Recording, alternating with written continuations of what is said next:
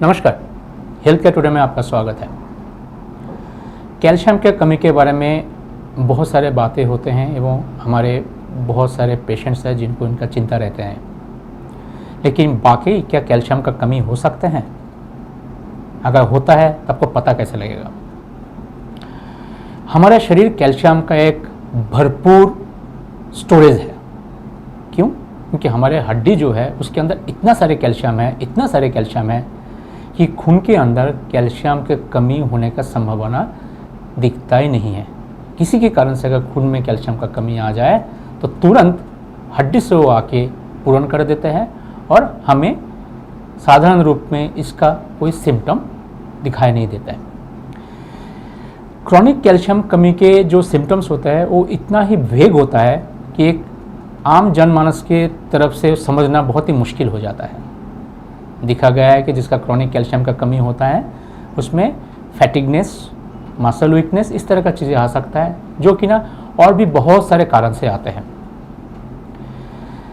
Calcium का कमी जब खून में होता है तब सारे कैल्शियम हड्डी से आ जाता है, इसीलिए धीरे धीरे हड्डी कमज़ोर होना शुरू करते हैं। हमारे बॉडी के अंदर एक सिस्टम है जो इस साइकिल को मेंटेन करते हैं।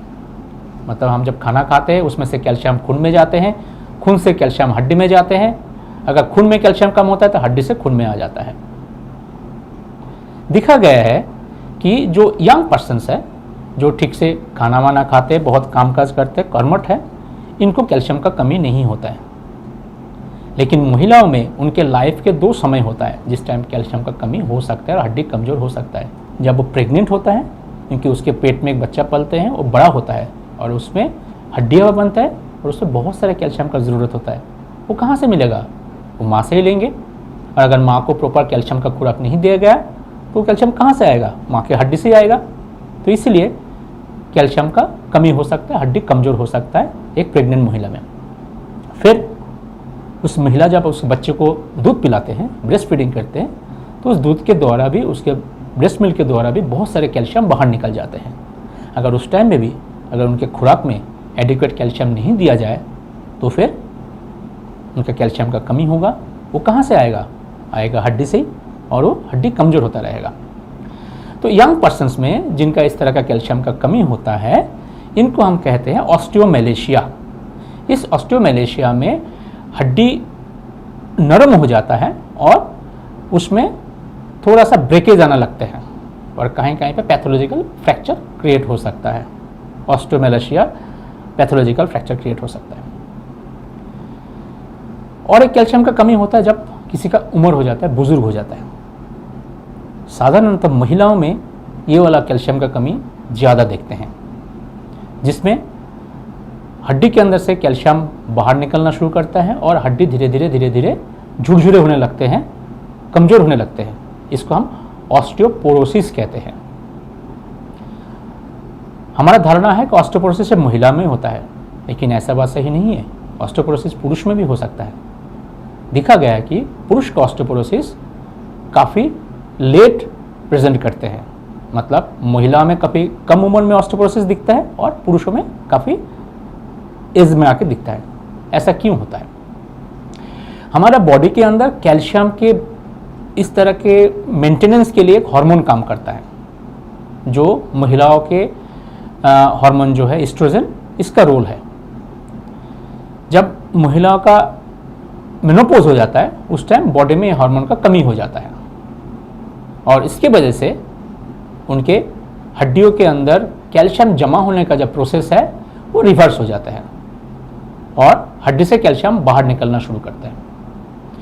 बेसिकली एक कॉन्सेप्ट ऐसा है कि जिस टाइम आप काम कर सकते हो, इनकम कर सकते हो, उस टाइम आप बुढ़ापे के लिए पैसा जमा करके रखो।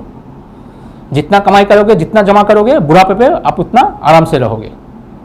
सो महिलाओं में जो हड्डी के अंदर कैल्शियम जमा होता है वो 30 साल तक ही हो सकता है। 30 साल के बाद और कोई कैल्शियम जमा नहीं होते, सिर्फ बाहर निकलता है, जो कि ना मेनोपॉज के बाद बहुत ज़्यादा रेट से बाहर निकल के आता है।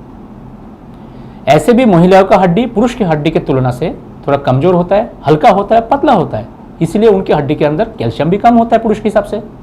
इसलिए महिलाओं में ऑस्टियोपोरोसिस ज़्यादा दिखते हैं। ये तो गया कारण क्यों ऑस्टियोपोरोसिस होता है। इस ऑस्टियोपोरोसिस को हम कैसे रोक सकते हैं। अगर ऑस्टियोपोरोसिस को रोकना है तो हमें बचपन से कोशिश करना चाहिए। शुरू में बोला था कि जिस टाइम आप कमाई कर सकते हो उस टाइम आपका धनराशि जमा करके रखो आपके बुढ़ापे के लिए। बिल्कुल सही उसी तरह से, मतलब जिस टाइम आपका ग्रोथ हो रहा है और आपके हड्डी के अंदर कैल्शियम जमा होने का क्षमता है, उस टाइम आप संपूरक आहार लो, कैल्शियम का लो, और सिर्फ यही नहीं है, बहुत सारे खेल कूद करो, दौड़ो, भागो, छलांग लगाओ, क्योंकि हड्डी को इस तरह का स्टिमुलेशन चाहिए। अगर आप एक्टिव नहीं हो, आपका मांसपेशी काम नहीं कर रहे हैं, आप छलांग नहीं लगा रहे हो, दौड़ भाग नहीं कर रहे हो, तो फिर आपका हड्डी कभी भी मजबूत नहीं बन सकते हैं। इसीलिए मैं कहता हूँ हर महिलाओं को, अगर आपके घर में कोई छोटे बच्चे हैं, गर्ल चाइल्ड है, तो उसको बचपन से उसके ऊपर ध्यान रखो, उसको एक लड़के से ज़्यादा खेलने का मौका दो, कि लड़के तो खेलते ही रहेंगे और हमारे सोशल स्टिग्मा की वजह से लड़कियों के खेलने के सुजग और चांसेस बहुत ही कम मिलते हैं। अगर बच्चों को बहुत ज़्यादा खेलने के मौका देंगे, स्पेशली गर्ल चाइल्ड को, तो इनके हड्डी मजबूत होंगे और हमारे आगे वाले पीढ़ी में ऑस्टियोपोरोसिस का चांसेस कम हो जाएंगे। हमारा कुछ अपना डे टू डे लाइफ के कुछ और भी भय है जिसकी वजह से हमें ऑस्टियोपोरोसिस हो सकता है, जैसे कि स्मोकिंग। अगर हमें स्मोकिंग की आदत है, स्मोकिंग के कारण से हमारा ऑस्टियोपोरोसिस हो सकता है। फिर अल्कोहल इंटेक, अगर बहुत ज़्यादा अल्कोहल इंटेक के आदी है कोई, उनका ऑस्टियोपोरोसिस हो सकता है।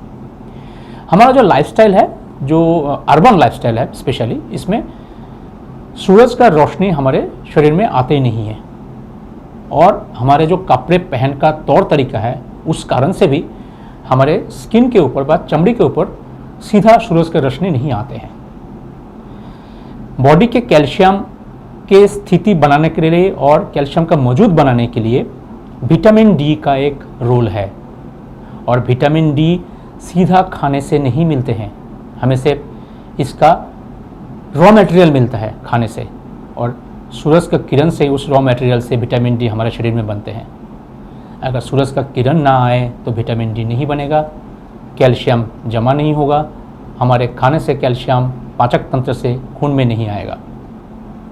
सो ऑस्टियोपोरोसिस व कैल्शियम का कमी रोकने के लिए हमें चाहिए अच्छा खेलकूद करना, दौड़ भाग करना, सही सटीक आहार लेना, और साथ साथ सूरज का किरण हमारे स्किन में आना। ये तो गया जिस टाइम हम हमारे हड्डी के अंदर कैल्शियम को घुसा सकते हैं, स्थिति है उस टाइम के लिए। जब किसी को मेनोपॉज हो जाता है महिलाओं के लिए, और पुरुष का जब 70 के साल के ऊपर हो गए हैं, जिनको इतना सारा कुछ कह ही नहीं सकते, कर नहीं सकते, उनमें क्या करें। ऐसी स्थिति में हमें इनको रेगुलरली जांच करना चाहिए, देखना चाहिए हड्डी कितना कमज़ोर है, ऑस्टियोपोरोसिस है कि नहीं है। एक मात्रा के ऊपर चले गए तो हमें सिर्फ विटामिन डी और कैल्शियम सप्लीमेंट से काम नहीं चलता है, तब हमें कुछ और भी दवाई देता है जो कि ना हड्डी के अंदर कैल्शियम को पुश करके घुसा देते हैं, धक्का मार के घुसा देते हैं, हड्डी को स्ट्रॉन्ग करते हैं। ऐसा दवा देना पड़ता है जो कि ना नए नए हड्डी बना सकते हैं। सो बेसिकली मेनोपॉज के बाद हर महिलाओं को कुछ साल अंतर अंतर डेक्सा स्कैन नाम के स्कैन करना चाहिए, जो हमें एक धारणा दे देता है कि उनके हड्डी की कमजोरी है कि नहीं है। और पुरुष को 60 साल के बाद एक निर्दिष्ट समय अंतर अंतर डेक्सा स्कैन करना चाहिए, ताकि हमें पता चले उनका ऑस्टियोपोरोसिस है कि नहीं है। अगर इस टेस्ट में ऑस्टियोपोरोसिस आते हैं तो ज़रूर हमें कैल्शियम और विटामिन डी सप्लीमेंट के साथ साथ जो दवाई है जो कि ना ऑस्टियोपोरोसिस को प्रिवेंट कर सकता है, हड्डी का हेल्थ बढ़ा सकते हैं, उसके चयन करना चाहिए, कोई एक ऑर्थोपेडिशियन नहीं तो फिजिशियन के सलाह लेके। हम आशा करेंगे कि आप ये मैसेज आपके घर के सारे बुजुर्ग को पहुंचाएंगे, घर के सारे बच्चों को पहुंचाएंगे, ताकि बच्चे खेलकूद करें, सटीक आहार ले, सुषम आहार ले, और अगले पीढ़ी में ऑस्टियोपोरोसिस ना आए, और जो हमारा बुजुर्ग है वो ऑस्टियोपोरोसिस के कारण से कोई फ्रैक्चर के शिकार ना बने। हम रखें आपका ख्याल।